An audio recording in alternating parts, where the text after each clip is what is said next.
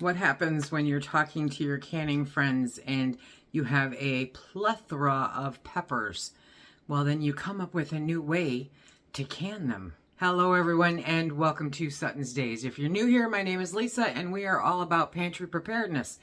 Part of the pantry preparedness this year has been the garden, which has been prolific with the peppers.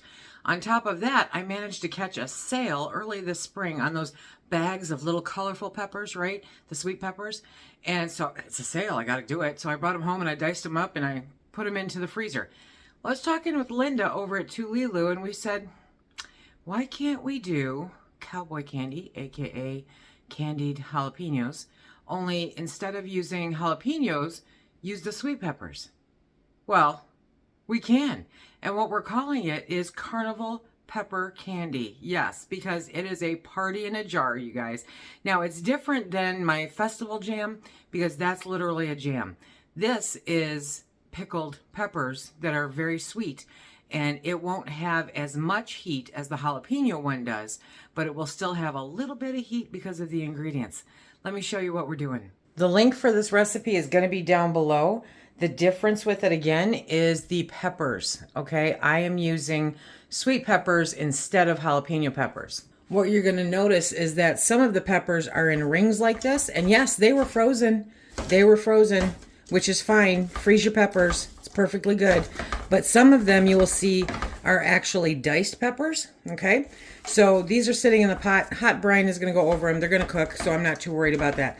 But it's going to be a combination of the rings and diced peppers for this particular jam.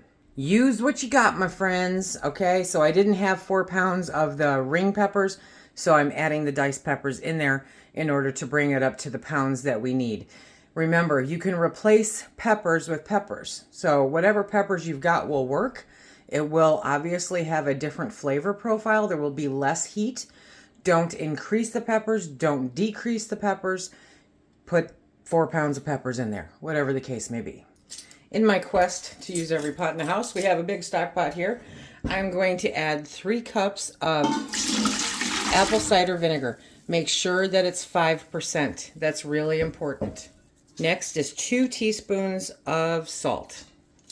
Then 2 teaspoons of turmeric. It's really good for you. Next, 2 teaspoons of mustard seeds. Yeah. Then we have a ½ teaspoon of cayenne pepper powder. You can increase that because it's a dried spice if you want, but you don't have to. But I wouldn't omit it because you need that little bit of spice. Otherwise, basically, you have very sweet pickled peppers. And they're going to be pretty sweet, but you want that little bit of heat in there just to make them interesting and make it a party, a carnival. Next is 4 cups of sugar. Say what? Yeah, I know. 4 cups of sugar. No, you cannot use a sugar substitute. It has to be sugar. But it's so good. And it's not like you're going to sit down and eat a whole jar. You're just going to have a little bit. Trust me, just a little bit. We are going to turn the heat on. And we're going to bring this up to a nice light boil, okay? Just mix it all in, all those ingredients right there. Not the peppers. Don't put the peppers in there yet. You want the sugar to completely dissolve. You want this to be all liquid. You won't regret it.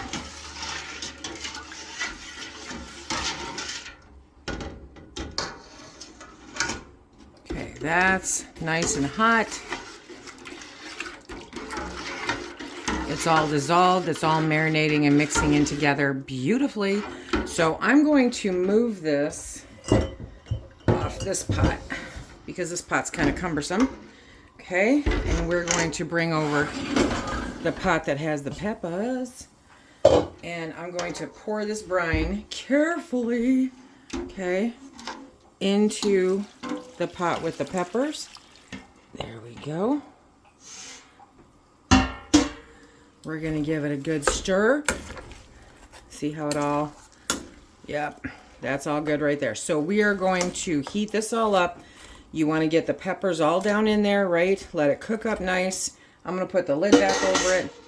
And you want those peppers to soak up that brine. That's really important. So we're going to let that heat up, do its thing, and then we'll start jarring it up. In the meantime, as you can see over here, I'm getting my steam canner ready because it's a steam canner project or water bath. I forgot a very important part of the flavor profile, and that is garlic, okay? So 1 tablespoon of garlic is the equivalent to 6 cloves of garlic. So I'm just using that. We're gonna mix that in, bring this up to a boil. These are up to a nice little boil.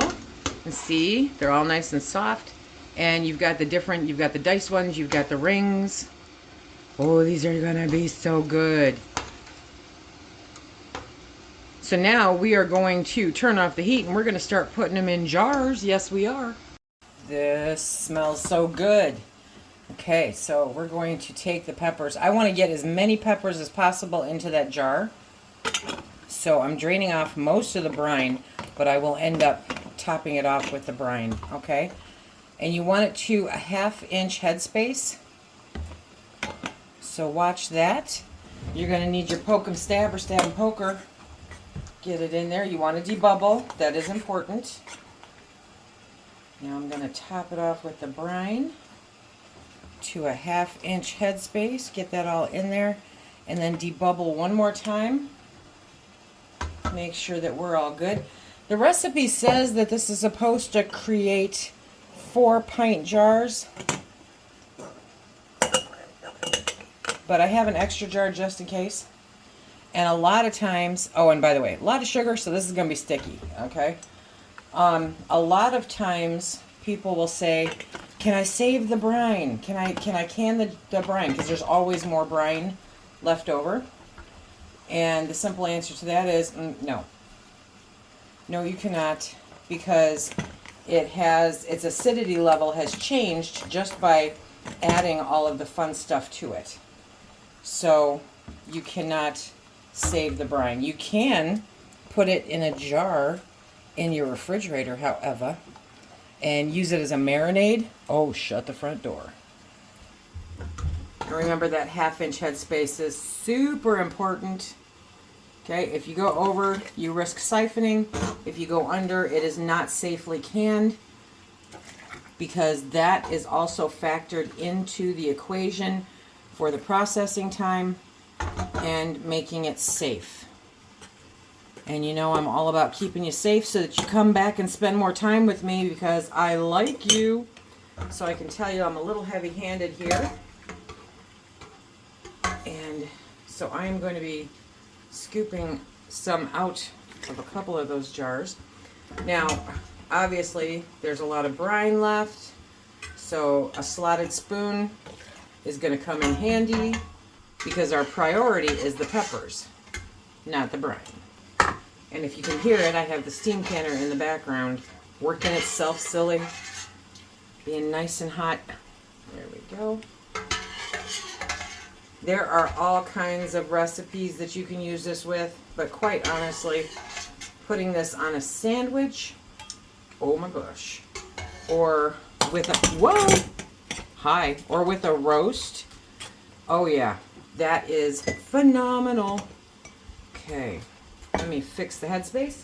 So literally it's just a matter of grabbing a spoon, pulling some of that brine off from the ones that I overloaded, and adding it to the one that I underloaded until you have a 1/2 inch headspace. Okay, now there is a little bit left in here, more brine than anything, so I am going to scoop those out, put them in a jar, add some brine to it, put them in the fridge for immediate use. Because this is very sugary, I like to use vinegar, but you can use a wet towel or paper towel, whatever.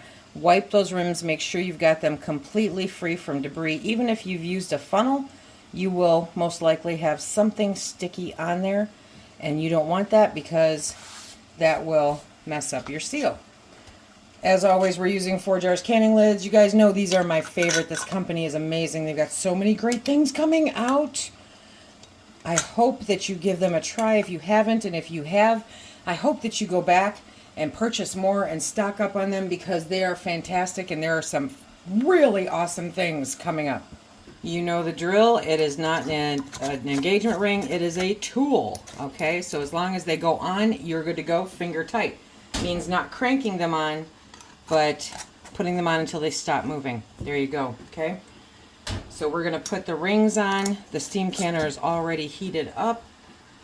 So we're just transferring them over to the steam canner. The jars are very hot. And remember that sugar's no joke. Okay, so I've got the top on. We're going to bring this up to the dark green. That's where it has to hit. Once it hits the dark green for me, for my altitude, then I'm going to start the timer for 15 minutes. Be sure to check the link down below to find out how long you have to process for your altitude. In the meantime, I'm going to clean this mess up.